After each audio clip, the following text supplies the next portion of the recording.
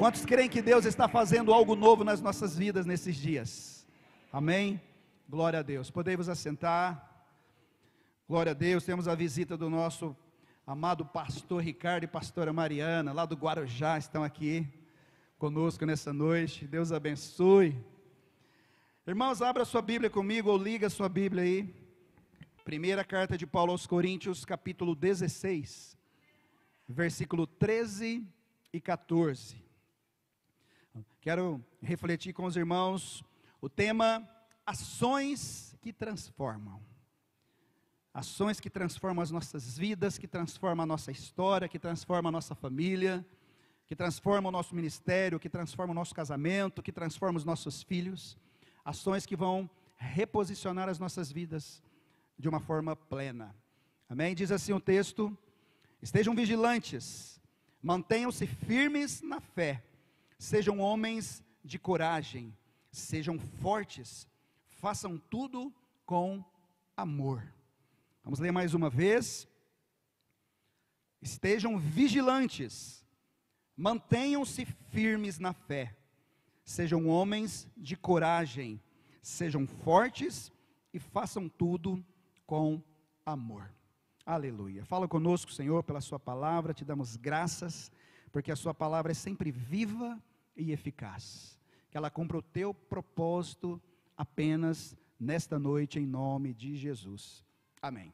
Glória a Deus. Pela manhã tivemos um culto maravilhoso também, e creio que não será diferente nessa noite, porque Deus está presente, amém?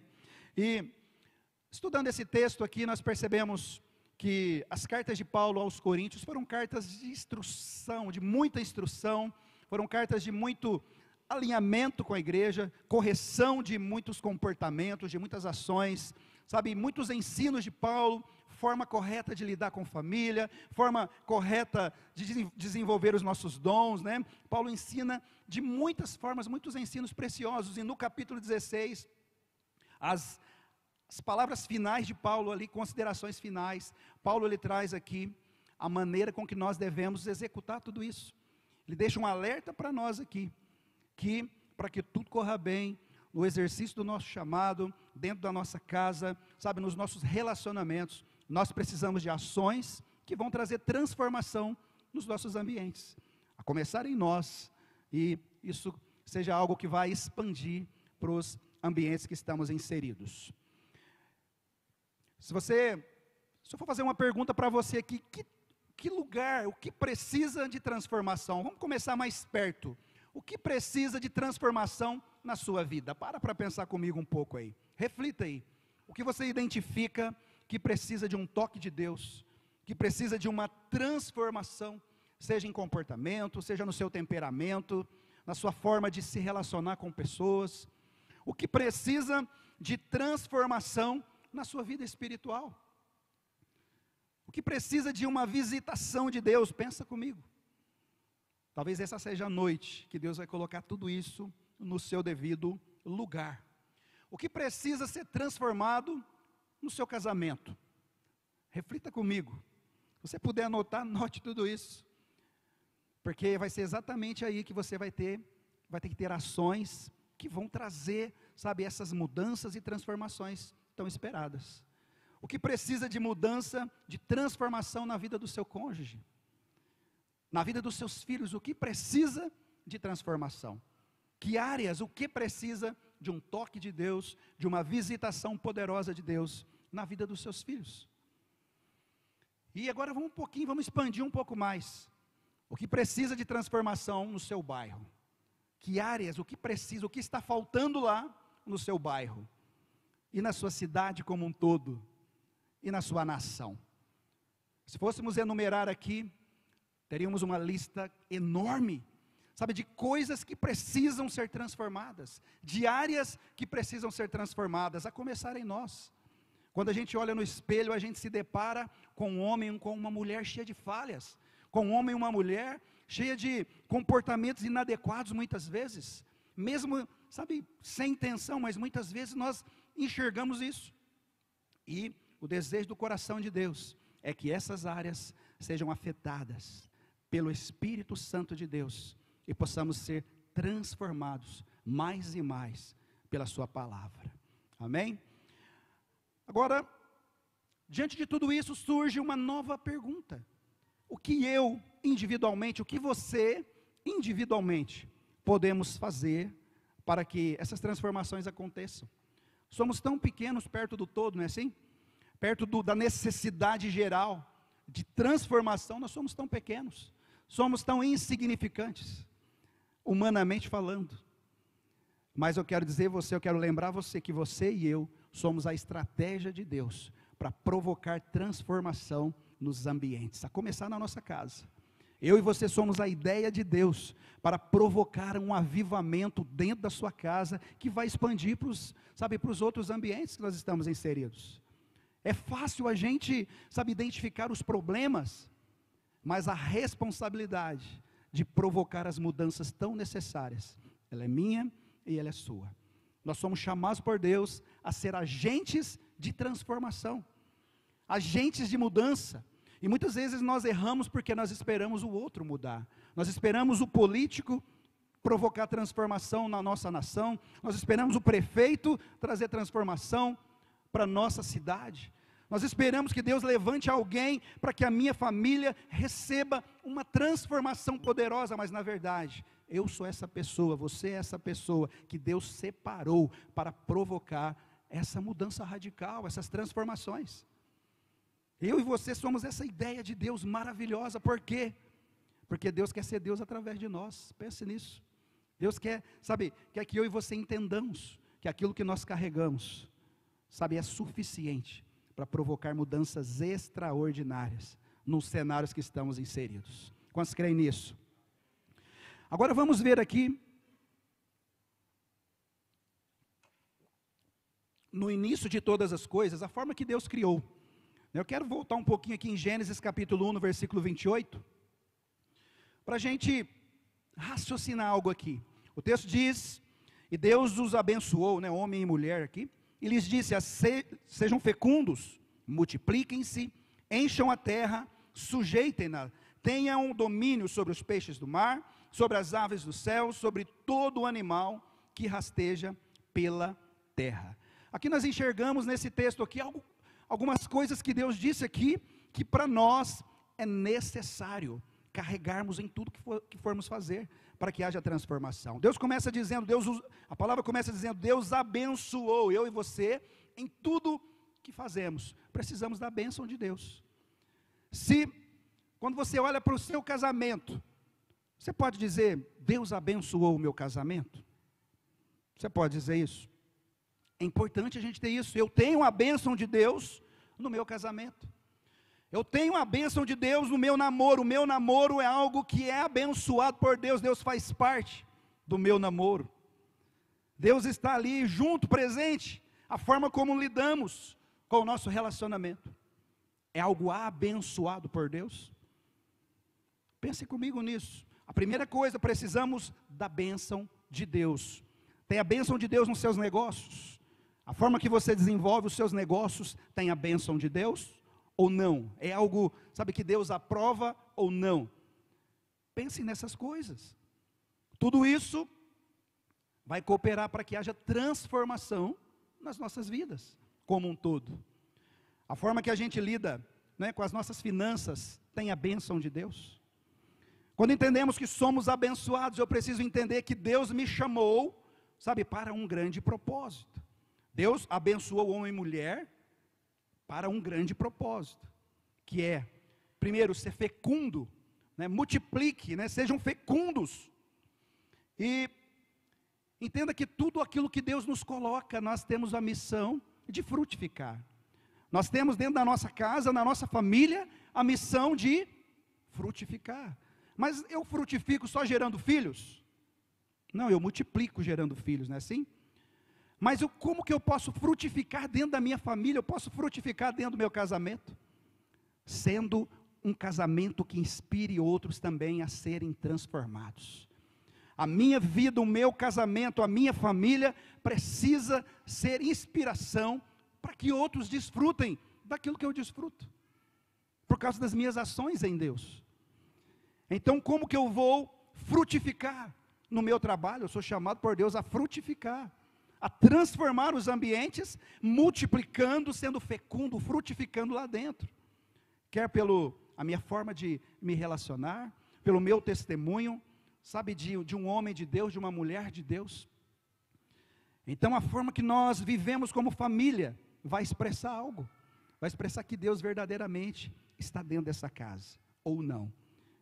Então eu preciso pensar nessas coisas. Deus nos chama também a multiplicar, sejam muitos, o significado sejam muitos, sabe, cresçam, ou seja, aquilo que Deus colocou dentro de mim, precisa multiplicar, precisa tocar em outras pessoas, aquilo que Deus colocou dentro de mim, eu preciso transbordar para outras pessoas, para que o reino de Deus avance, para que haja transformação nos ambientes. Mas eu faço isso só com o que eu falo?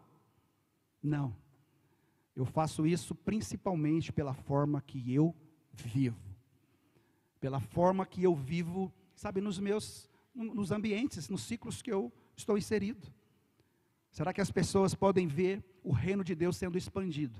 Pela forma que eu me relaciono no meu trabalho, pela forma que eu levo a sério o meu trabalho, sabe, nos ambientes que eu estou.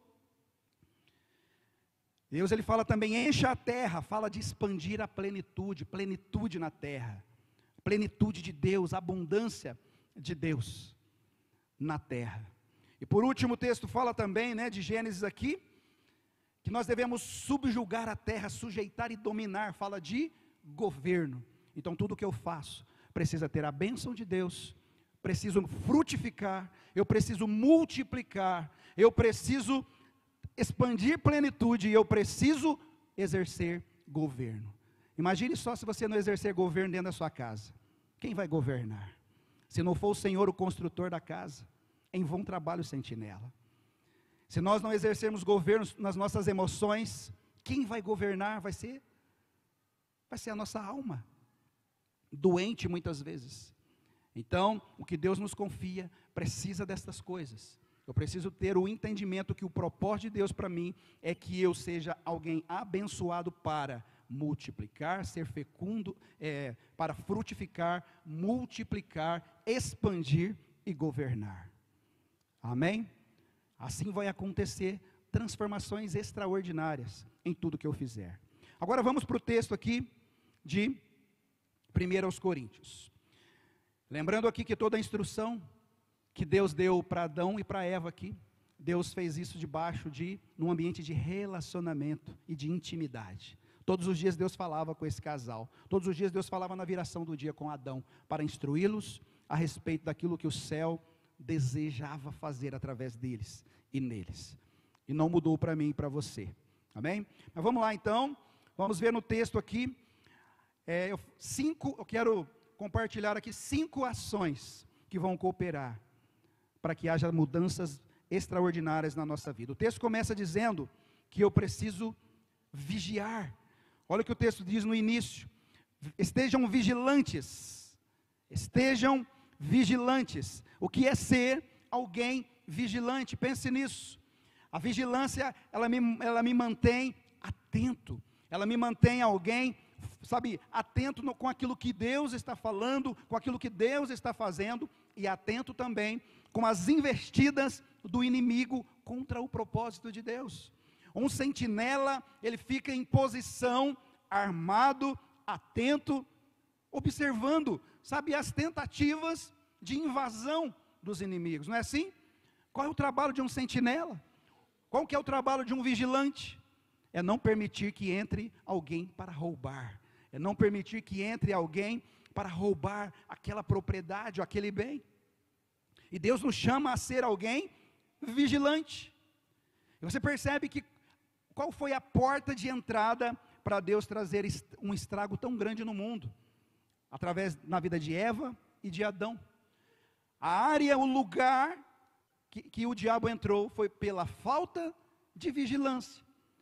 Eva e Adão, sabe, não vigiaram o suficiente. Por mais que eles foram instruídos por Deus, que eles já eram abençoados, que eles tinham que ser fecundos, multiplicar, que eles tinham que exercer governo, eles tinham que dominar inclusive sobre os animais rastejantes. E eles caíram ali, por falta de vigilância, se esqueceram do que Deus disse, se esqueceram das instruções de Deus. E a serpente entrou ali e trouxe caos em toda a terra.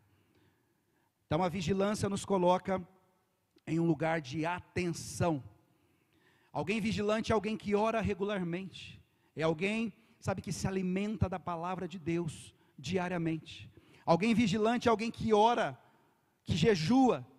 Sabe, é alguém que busca o Senhor. É alguém, sabe, que busca crescimento todos os dias.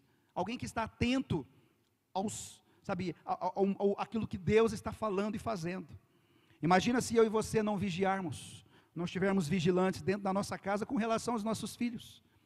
Com o tablet na mão, com o celular na mão, com o controle da TV na mão. Imagine só, que estrago o diabo tem feito dentro de muitas casas, pela falta de vigilância dos pais. Uma ferramenta tão comum nos nossos dias, mas é uma ferramenta que tem um potencial de corromper, sabe, de uma forma assustadora, as nossas crianças. Agora, quem permite isso dentro de casa? É o pastor? Não, é cada um de nós, queridos. Nós somos chamados por Deus a ser os sentinelas dentro das nossas casas. Então, dentro da minha casa só entra quem eu permito, não é assim? Ou quem tem a chave. É assim ou não é? Só entra quem eu permito, para quem eu abro a porta, ou quem tem a chave da minha casa. Imagina se demônios tiver a chave da nossa casa. Imagina o estrago. Isso só acontece por falta de vigilância. Quando o sentinela está desatento. Quando o sentinela se esquece das instruções do Senhor. Por isso que é muito importante a nossa vigilância. Vamos ver aqui. Você percebe que a falta de vigilância também fez Caim matar Abel. Caim foi ali, sabe, instruído por Deus a tomar cuidado. Olha, Satanás está te rondando. Você precisa vigiar, cuidado. Você precisa dominar isso. O pecado jaz à porta. Deus alertou, mas ele não vigiou e matou o irmão. O que fez, sabe, Davi adulterar e planejar a morte de Urias? Falta de vigilância. O rei estava em casa em tempo que os reis estavam em guerra, passeando no palácio. Faltou vigilância na vida de Davi. Davi pecou, Davi provocou, sabe, algo terrível na vida de tantas pessoas, por falta de vigilância. Sansão foi um outro homem que não vigiou, tinha uma palavra da parte de Deus, tinha um cardápio da parte de Deus, tinha a forma com que ele deveria se portar, mas faltou vigilância, porque ele seguiu seus impulsos, seguiu seus desejos carnais, seus impulsos sexuais, e se perdeu, se afastou do propósito de Deus, foi roubado no seu propósito. Por isso que a vigilância é algo que eu e você precisamos, todos os dias, vistoriar. Noé, faltou vigilância, encheu a cara, ficou nu na tenda, e todo bêbado faz besteira, amaldiçoa o filho, porque estava bêbado. Por isso, falta de vigilância, ela provoca, sabe, coisas terríveis que afetam gerações. Por isso que é importante eu e você, sabe, ter uma vida diária de vistoria nas nossas vidas. Ver aquilo que está entrando na nossa casa, ver aquilo que está entrando, sabe, nos meus olhos, na minha mente, vistoriar tudo isso. Porque senão, não vai haver transformação. Então, a primeira coisa, eu e você precisamos ser vigilantes. Olha o que diz Mateus 26, 41, diz assim: vigiem e orem, para que não caiam em tentação. O espírito, na verdade, está pronto, mas a carne é fraca. Outro texto, 1 Pedro, capítulo 5, versículo 8, diz assim: sejam sóbrios e vigiem. O diabo, o inimigo de vocês, anda ao redor como leão, rugindo e procurando a quem possa devorar. Percebe que o diabo está muito mais próximo do que a gente pensa? Às vezes a gente, fala do diabo, Deus me livre, o diabo está no inferno. Não, o diabo, diz a Bíblia, que ele está ao redor, ao derredor, rugindo como leão, procurando a quem possa tragar. Quem será essa presa do diabo nesse passeio dele? Ele só vai pegar soldado desatento. Ele só vai devorar quem não está vigilante, quem está com a guarda aberta, com a porta aberta, desarmado. Esse é o alvo dele. Por isso precisamos de vigilância. A segunda ação que eu e você precisamos é firmeza na fé. Sejam vigilantes, sejam firmes na fé. Então, firmeza na fé. Alguém firme na fé é alguém que não vacila, é alguém que não cochia em dois pensamentos, é alguém que não se move por circunstâncias, que não se move por sentimentos, por sensações. É alguém que tem uma fé firmada no que Deus disse, na sua infalível palavra. Alguém firme na fé é alguém já experimentado por Deus, alguém que já passou por desertos, alguém que já proveu, que experimentou milagres em Deus, alguém que acredita naquilo que ninguém acredita, mas porque Deus diz, ele acredita. Alguém firme na fé, alguém assim, alguém constante, alguém que é firme, alguém que não vive por aquilo que as emoções dizem, não é aquele que não vive por aquilo que um laudo médico diz.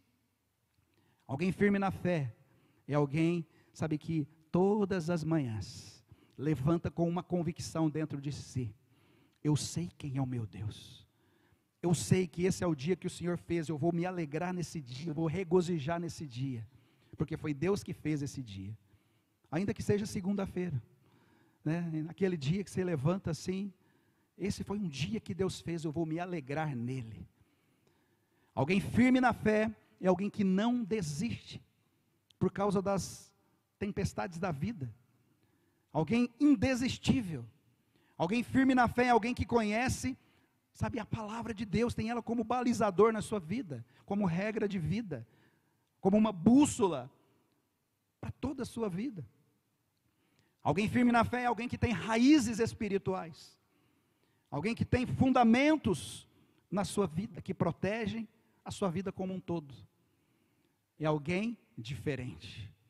Alguém firme na fé, não vacila, porque sabe quem é o seu Deus. Nós vemos Davi. Davi foi um homem corajoso, que derrubou gigantes. Mas Davi se tornou hábil porque ele derrubou gigante? Não. O gigante só foi mais um, Golias só foi mais um. Porque ele era alguém que já havia experimentado batalhas intensas e saiu como vencedor. Já havia matado ursos e leões. Alguém que cuidava do rebanho do pai com tanta destreza. Golias só foi mais um obstáculo. Alguém que conhecia o seu Deus. Ele dizia: você pode vir com lanças, com armas, você pode vir do jeito que você quiser, mas eu vou contra ti, no nome do Senhor dos Exércitos. Era alguém que tinha uma fé poderosa. Alguém que confiava plenamente no seu Deus. Olha o que diz o texto aqui, 1 Pedro, capítulo 5, versículo 9. É a continuação do texto que eu li recentemente, anteriormente aqui. Diz assim: resistam, resiste o diabo, permanecendo firme na fé. Qual é a forma de vencer o diabo? Resistir firme na fé. Sabendo que os irmãos que vocês têm em todo o mundo estão passando pelos mesmos sofrimentos. De fato, sem fé é impossível agradar a Deus. Aqui em Hebreus capítulo 11, versículo 6. De fato, sem fé é impossível agradar a Deus, porque é necessário que aquele que se aproxima de Deus creia que Ele existe e que recompensa os que o buscam. Olha só, aquele que aproxima de Deus precisa crer, ou seja, uma fé saudável, uma fé sustentada naquilo que Deus disse. Agora existe uma fé equivocada também. Existe uma fé, que não serve para nada. Um tipo de fé que não vai trazer resultado, não vai trazer transformação nas nossas vidas. Vamos aqui no capítulo 15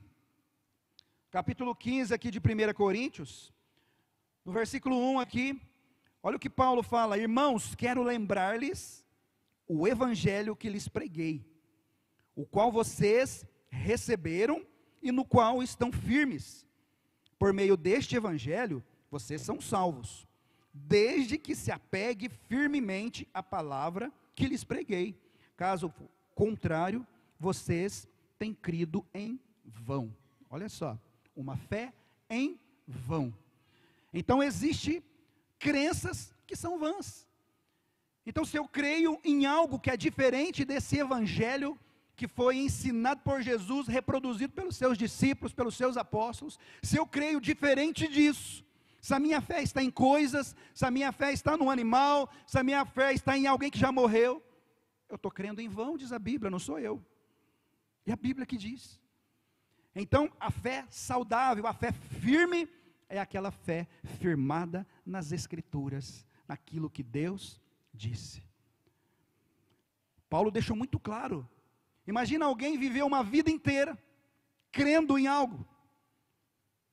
Chegar lá no fim, ele perceber que foi uma fé em vão. Que coisa terrível. Uma vida inteira descobrir que foi enganado, descobrir que aquela crença não trouxe transformação, não trouxe uma eternidade no céu. Imagine isso. Que coisa trágica.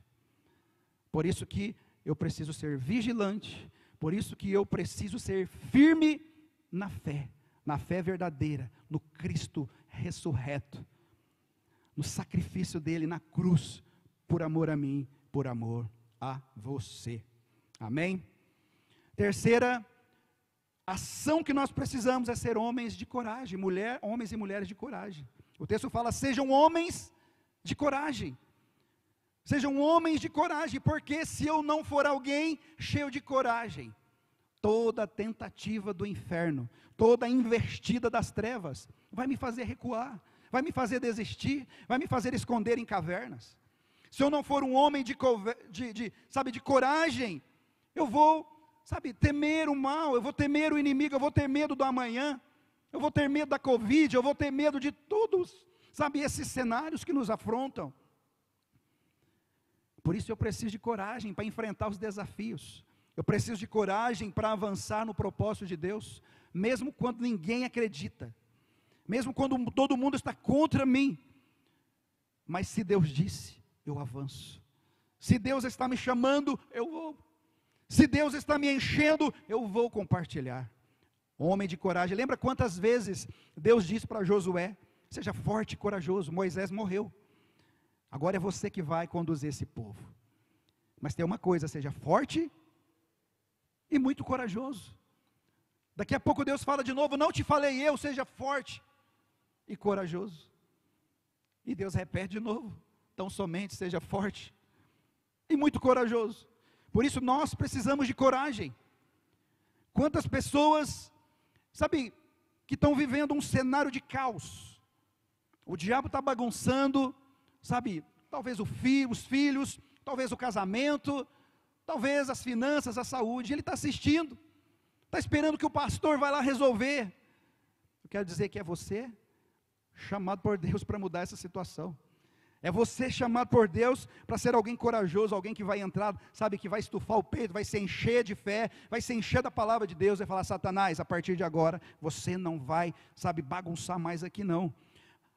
Tem alguém vigilante aqui, tem alguém que assumiu uma postura de vigilante, tem alguém aqui, com uma fé firme, tem alguém aqui cheio de coragem, e está escrito que as portas do inferno não prevalecem contra a igreja de Jesus. Eu faço parte desta igreja. Ele já me deu autoridade para pisar em serpentes e escorpiões, Ele já me deu autoridade para expulsar demônio. Então, sai daqui, em nome de Jesus. Homens de coragem são assim. Ele não fica esperando que alguém venha botar a mão na sua cabeça para que a sua vida mude, não. Ele entende que aquilo que foi feito na cruz é o suficiente para que ele experimente algo poderoso e eterno dentro de si. Aquilo que Deus fez na cruz, que Jesus fez na cruz, é o suficiente para mim, para trazer transformação na minha vida. Sabe por quê? Porque se eu tenho medo, é porque alguém colocou medo lá dentro. Pode ter certeza que não foi Deus. Porque o espírito que Deus colocou dentro de mim, de você, é um espírito de coragem, de poder, de amor e de equilíbrio. Deus não nos deu um espírito de covardia, de medo. O espírito que Ele nos deu é de poder, de dunamis, de poder de Deus, para subjugar, sabe, para multiplicar, sabe, para frutificar, para governar. Isso está dentro de nós, Deus já colocou isso dentro de nós. Então, qual que é o desafio? Botar para fora o que Deus colocou dentro. Botar para fora com ações aquilo que Deus já colocou dentro de mim e de você. Coragem, não tenha medo do amanhã, não tenha medo do futuro. Lembra dos discípulos de Jesus, foram presos, enfrentaram prisões, mas não se calaram. Enfrentaram afrontas, foram alguns apedrejados, mas foram homens de coragem, não desistiram, avançaram. Então eu e você precisamos de coragem. Olha o que diz Salmo 27, versículo 14. Espere no Senhor, seja forte, coragem, espere no Senhor. Olha só, seja forte, coragem, espere no Senhor. E as pessoas hoje têm um conceito de força um pouco equivocado. Um conceito de coragem, né, um pouco equivocado. Corajoso é aquele que enfrenta no braço a situação, que vai para a briga, né? Corajoso é aquele que parte para cima para resolver as circunstâncias na ignorância. Não, corajoso é aquele, sabe, que mesmo não tendo lógica humana, mas porque Deus diz, ele parte para cima, ele avança, mesmo contra as tempestades. Alguém que sabe quem é o seu Deus. Recebeu uma palavra de Deus, é o suficiente. Que homem corajoso, o tal do Noé. Olha só que homem corajoso. Deus falou com ele uma vez só, para que ele construísse a arca. Uma única vez. Ele trabalhou quase 100 anos por esse projeto. Deus falou só uma vez. O que ele fez? Ele creu. Sabe, é alguém que estava vigilante em ouvir a Deus. Trabalhou, envolveu toda a sua família no projeto de Deus. Toda a sua família naquele projeto. Ele foi alguém, sabe, com uma fé firme. Uma única vez, não pediu confirmação, não pediu para os profetas confirmar, não. Deus falou uma única vez, ele obedeceu. E a sua família experimentou o livramento poderoso, porque ele ouviu o Senhor. Que homem corajoso, sendo afrontado, sendo chamado de louco, mas porque Deus disse, ele avançou, ele partiu para cima, ele teve coragem e ousadia para avançar e fazer tudo o que precisava ser feito. 2 Timóteo capítulo 1, versículo 7, olha só, o que Deus colocou dentro de você, porque Deus não nos deu um espírito de covardia, mas de poder, de amor e de moderação ou de equilíbrio. Então, se você está sentindo medo, está sentindo desistência, não foi Deus que colocou esse negócio aí dentro, não. Foi uma outra pessoa, um outro espírito. Não foi Deus, porque o que Deus coloca dentro de nós, poder, amor, moderação. Que maravilhoso isso. Se a gente entender isso, a profundidade do que é, o que Deus já colocou dentro de nós, não tinha para demônio algum não, meu irmão. Poder de Deus, dunamis de Deus, dentro de nós. Amém? Quantos creem nisso? Aleluia. A quarta ação é, sejam fortes. O anterior foi coragem. E força anda muito junto com a coragem. Ser forte e corajoso. As instruções de Deus, na maioria das vezes, eram sejam fortes e corajosos. Então eu preciso de coragem, mas eu preciso de força. Mas a força aqui é a força física. A força aqui, sabe, é a força humana. Está baseado no meu conhecimento sobre Deus? Está baseado no meu intelecto? Não. Essa força aqui, ela vai muito mais além. A Bíblia fala que o forte é fraco, né? No reino de Deus é diferente. O fraco é que é forte, o louco é que é sábio, né? Então é diferente. No reino de Deus é diferente. Forte é aquela pessoa que, sabe, que reconhece a sua fragilidade, que reconhece que o poder de Deus aperfeiçoa na sua fraqueza. Forte é aquele que tenha, sabe, a capacidade de chegar no outro, de chegar no cônjuge, de chegar no irmão e dizer: olha, eu errei, eu fui mal contigo, me perdoa, eu reconheço que eu estava errado. Forte é aquele que chega no seu líder, no seu discipulador e fala: olha, eu pequei, eu quero confessar aqui, quero falar isso, eu fiz isso, fiz aquilo. Forte é esse camarada. É bem diferente, é contrário ao que o mundo diz, o conceito de força.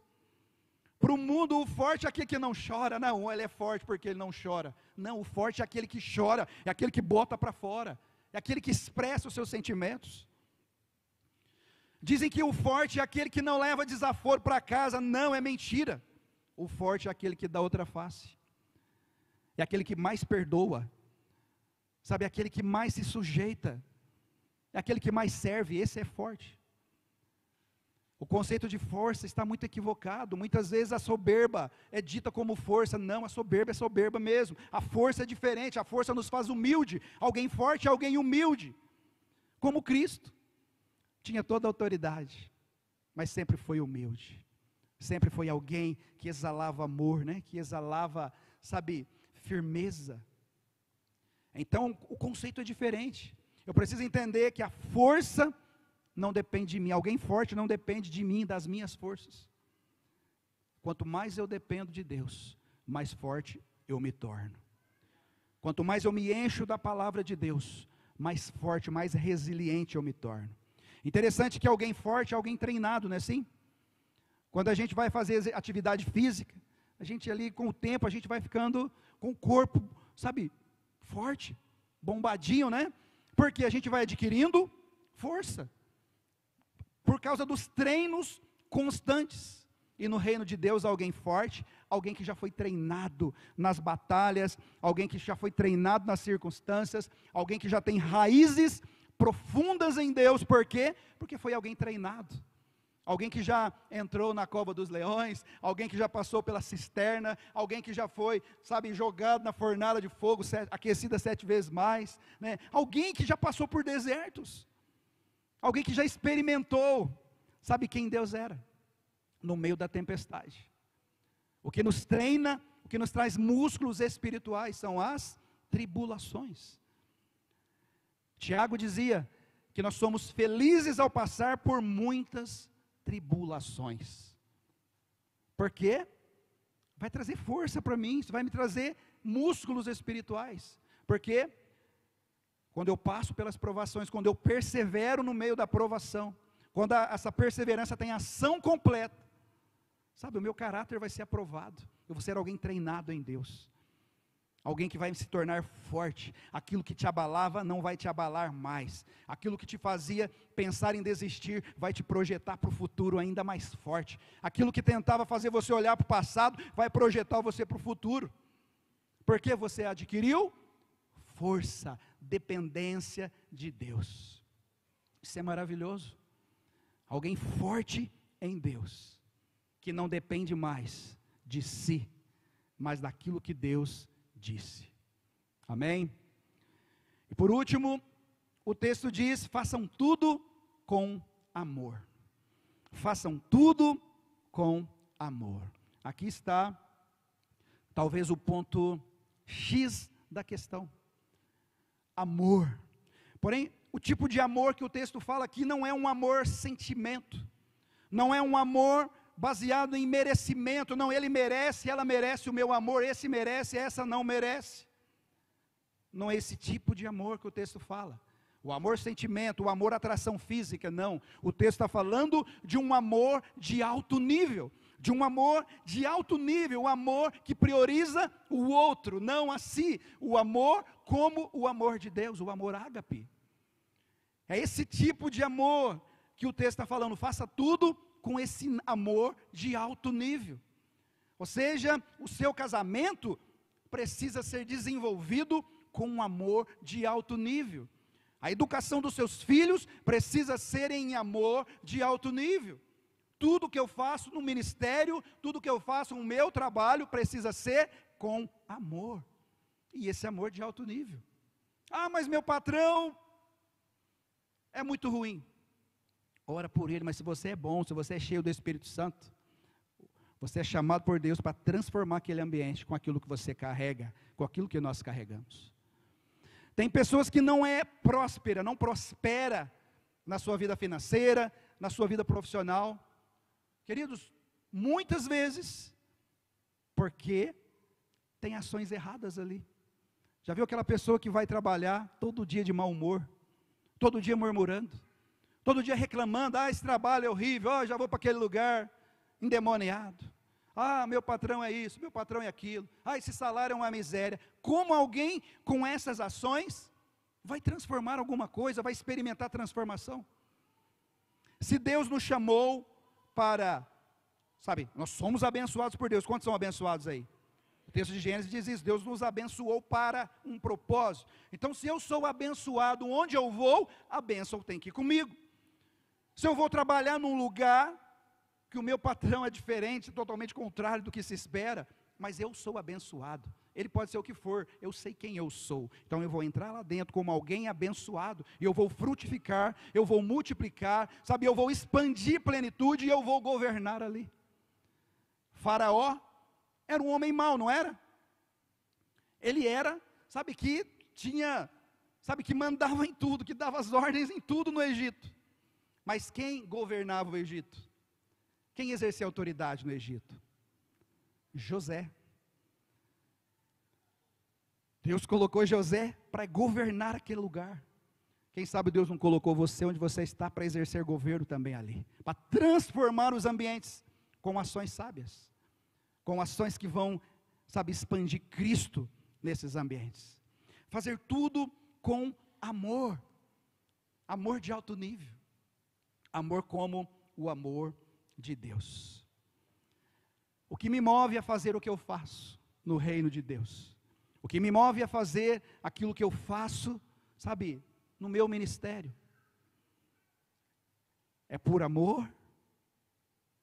Ou é porque eu quero likes, eu quero curtidas, eu quero seguidores? Hoje a gente está nessa onda de seguidor, essa onda de likes. Mas eu queria, poder ver no mundo espiritual como é que está sendo lá em cima, se está sendo assim, ou se está sendo assim, se está tendo like ou se está tendo dislike. Porque muitas vezes aquilo que o homem aprova aqui, Deus reprova lá em cima. Muitas vezes aquilo que o homem aplaude aqui, Deus não aplaude lá. Por isso que nós, cada vez mais, nós precisamos conhecer e mergulhar no amor de Deus, porque é a base de tudo.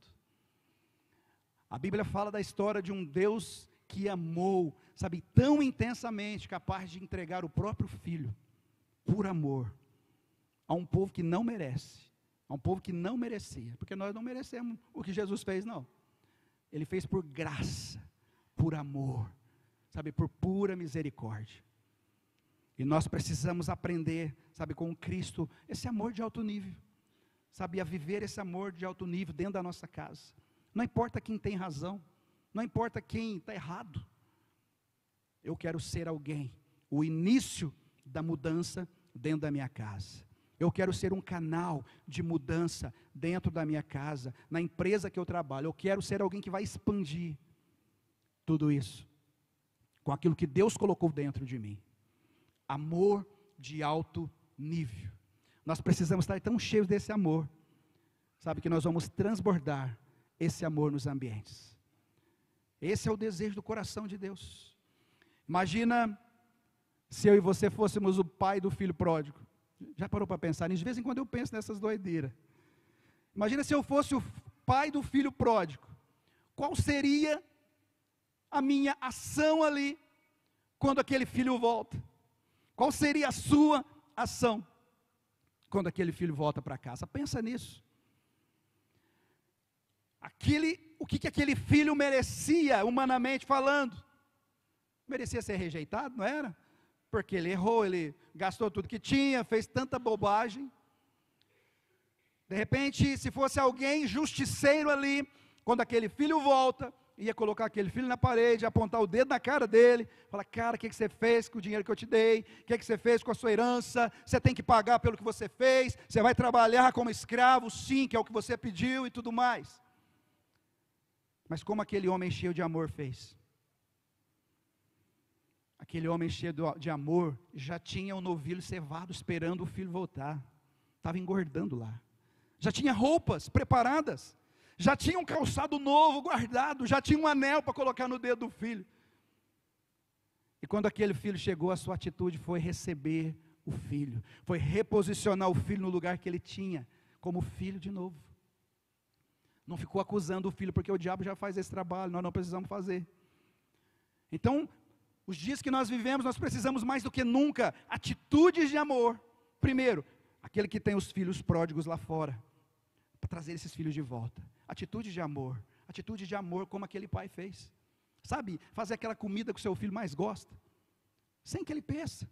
Sabe, quebrar as regras, quebrar protocolos. Sabe, amar o seu filho, independente de qualquer coisa. Porque o amor é o elo perfeito, diz a Bíblia. Então, se nós mergulharmos com essas ferramentas, com essas ações, fazer tudo com amor, com toda certeza, muitos e muitos cenários vão mudar à nossa volta. As pessoas vão ver o que esse homem tem, o que essa mulher tem. Eu mereço castigo, ele está me amando. Eu mereço ser punido, mas ele está me recebendo, está me abraçando, está me beijando. Assim como Deus fez conosco. Assim como o próprio Deus, Pai, fez comigo, com você. Quero ler o texto aqui, Colossenses capítulo 3, versículo 14. Diz: acima de tudo, porém, esteja o amor, que é o vínculo da perfeição, ou o elo perfeito. O elo é aquilo que une, é algo que é feito para unir. Uma corrente, ela é feita de vários elos, que são unidos, entrelaçados entre si, e se torna algo extremamente resistente, capaz de suportar pesos enormes. É assim a minha vida e a sua, quando nós vivemos assim, sabem, unidos por esse elo perfeito que é o amor, unido por esse elo perfeito, que é o amor, com toda certeza nos tornaremos cada vez mais fortes. Sua família se tornará uma família forte, o seu casamento será um casamento forte, que expressa Cristo, por onde você andar. Lembre-se, está na minha mão e na sua mão, ações que eu e você precisamos ter diariamente, que vão provocar mudanças extraordinárias. O texto de 1 Coríntios 13, eu ia ler, mas não vou ler, mas é um texto bastante conhecido, que ele vai falar muito sobre o amor. O amor em alto nível é exatamente aquilo que diz em 1 Coríntios capítulo 13, o amor que suporta, o amor que resiste, o amor que não maltrata, o amor que quer o bem, o amor que, sabe, que não é egoísta, sabe, é o amor que tudo suporta, que tudo espera, é o amor que não acaba. Esse é o desejo do coração de Deus, para que eu e você possamos experimentar o extraordinário de Deus nas nossas vidas. Os ambientes só são transformados quando alguém age por fé. A fé sem obras, ela é morta. Se eu quero ver milagres, eu preciso me comportar de formas que vai provocar esses milagres, em nome de Jesus. Quantos querem experimentar o sobrenatural de Deus? Coloque-se em pé. Quero que você reflita. No início, eu fiz uma pergunta: o que você identifica que precisa de transformação? Primeiro em você. O que precisa de transformação na sua vida? Primeira coisa, precisamos reconhecer isso. O que precisa de um toque de Deus na sua vida, na sua casa, nos seus filhos, na geografia próxima, para depois isso expandir para a geografia maior. Observe. Nós vamos adorar o Senhor com cântico, mas eu quero que você ore no seu lugar aí. Eu sei que você identificou áreas que precisam de um toque de Deus na sua vida, seja no seu comportamento, no seu temperamento, na forma de lidar com as pessoas, na forma de lidar com o seu cônjuge. Talvez você está pensando até em largar desse homem, mas essa ideia não é de Deus não. chave está nas nossas mãos. Eu preciso ser alguém vigilante. Eu preciso ser alguém com uma fé firme. Eu preciso ser alguém corajoso. Eu preciso ser alguém forte em Deus. E eu preciso fazer tudo em amor. 5 ações que vão provocar mudanças extraordinárias em tudo que nós formos fazer. Amém?